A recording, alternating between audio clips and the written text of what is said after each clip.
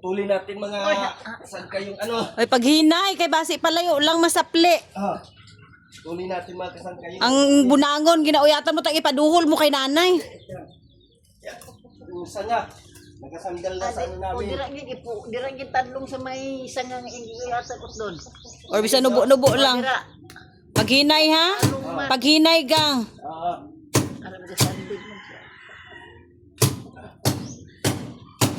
Siya paghinay ro sa una so si Isir kay na.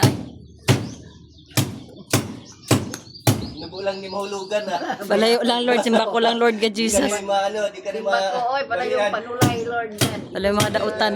Di ba lang. Paano ha kay base bala pagkakautod sa kahoy makadtusi mo? Hindi, pagkalugay-lugay na mo no sinato, diri tumba. Gani tay. Aling dagang.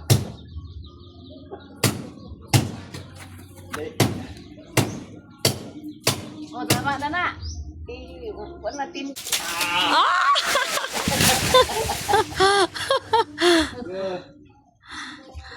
Na dira pa. Okay.